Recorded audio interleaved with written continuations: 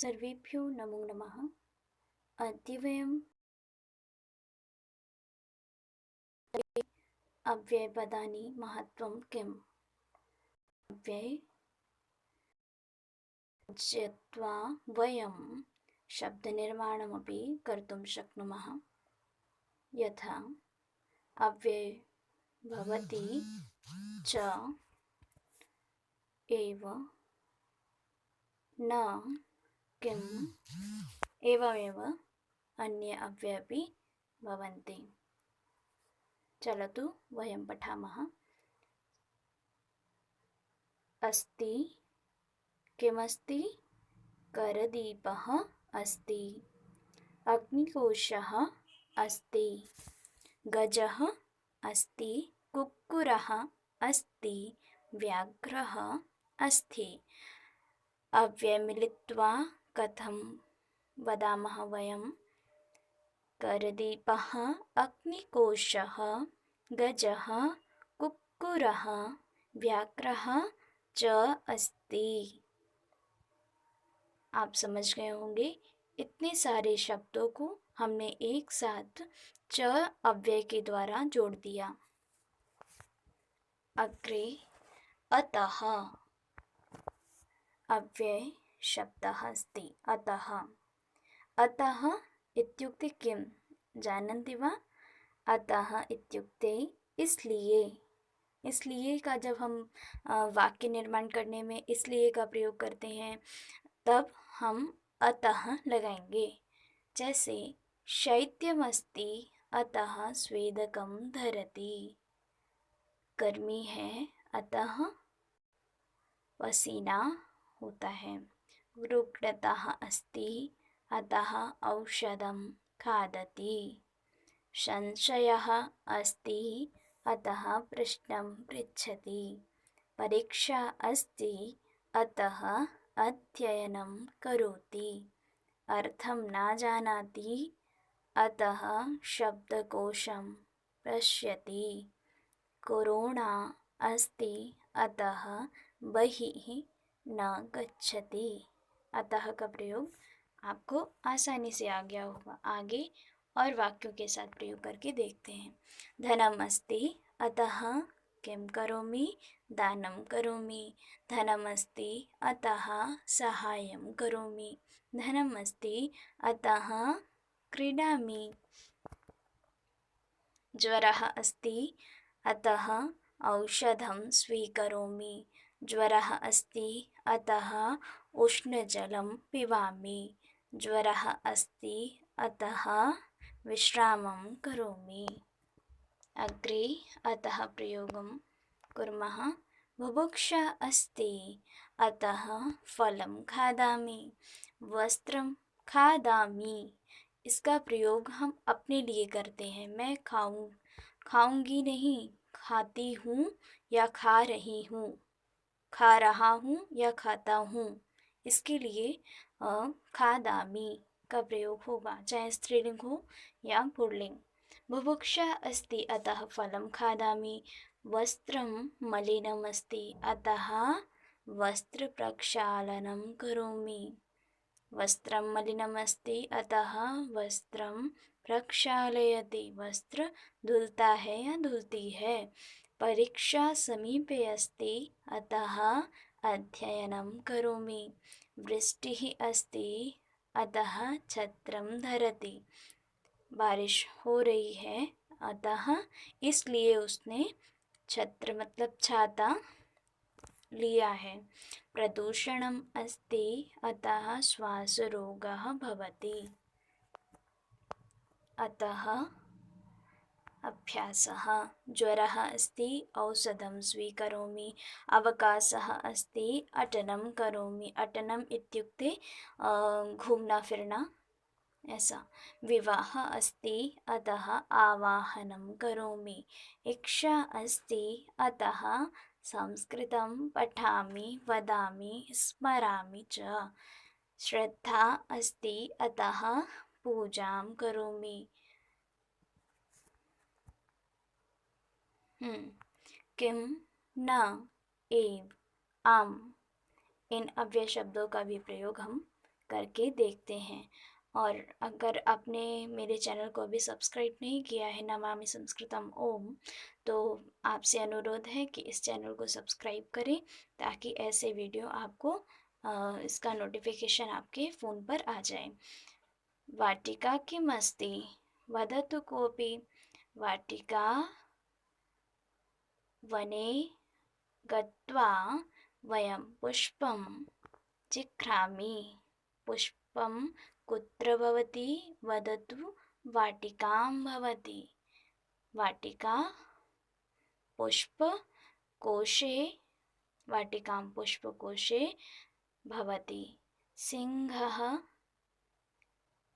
सिंहः किमस्ति। सिंहः जन्तवः अस्ति। सिंह क्या है? सिंह जानवर है। भवत्याः गृहं कुत्र अस्ति। कुत्र का प्रयोग कहाँ के लिए होता है? तुम्हारा घर कहाँ है? आपका घर कहाँ है? भवत्याः गृहं कुत्र अस्ति। अहं न शृणोमि किं वदतु। अहं न शृणोमि, तो किम का प्रयोग हम अव्यय के रूप में करते हैं। नदी तीरम। किम नदी तीरम मगरमस्ति वा। न, अधुना तु नदी तीरम कोऽपि मगरं नास्ति। अग्रे सिंहः एव वने निवसति वा। न, सिंहः एव वने न निवसति। अन्यजन्तवः अपि तस्याः सह निवसन्ति। क्या वन में सिंह ही रहता है? न, वन में सिंह के साथ और भी जानवर रहते हैं। आमां सत्यम। अग्रे पाकशाले रोटिका निर्माणं भवति किम्। आम् भवति। सिंहः रोटिका खादति वा। न, सिंहः रोटिका न खादति। मांसभक्षणं करोति स। मृगः तृणं खादति वा। आम्, मृगः शाकाहारी अस्ति, अतः सः तृणं खादति। पूर्वकाले ग्रामे ग्रामे धान्यं धान्यम् एव भवति। पूर्व काल में गांव-गांव में धान्य ही धान्य होता था। एव का प्रयोग ही के लिए करते हैं, अपि का प्रयोग भी के लिए करते हैं। शिशु फलं खादति वा। न, शिशु फलम एव न खादति। शिशु फल ही नहीं खाता है। शिशु क्षीरं पिबति वा। आम, शिशु क्षीरं पिबति। शिशु पायसं खादति वा। आम, शिशु पायसमपि खादति। शिशु तृणं खादति वा। न, एवं न, शिशु तृणं न खादति। आपको समझ आ रहा होगा, उम्मीद है। अग्रे एव प्रयोगं कुर्मः। नौका आकाशे तरति वा। न, नौका जले तरति। नौका आकाश में तैरती है क्या? नहीं, नौका जल में तैरती है। नौका मार्गे चलति वा। न, नौका मार्गे न चलति। भूतकाले नौका चलति वा। आम, भूतकाले नौका एव चलति। पहले नौकाएं ही चलती थी। एव मीनः जलम। एव का प्रयोग कैसे? मीनः जले एव निवसति। पक्षी नीडे एव निवसति। सिंहः वने एव निवसति। मनुष्यः गृहे एव निवसति। विष्णुः वैकुण्ठे एव निवसति। सर्पः बिले एव निवसति। निश्चयार्थे बालः प्रातः आसन्दे उपविश्य दुग्धं पिबति एव। अब ये एव का प्रयोग आपका वाक्य एक ही रहेगा। अभी देखिए कि एव के प्रयोग से ही कितना परिवर्तन हो जाता है वाक्य में। जब कोई भी शब्द नया नहीं होगा और कुछ भी परिवर्तन नहीं होगा, बस एव का स्थान परिवर्तित ही होगा। जैसे बालः प्रातः आसन्दे उपविश्य दुग्धं पिबति एव।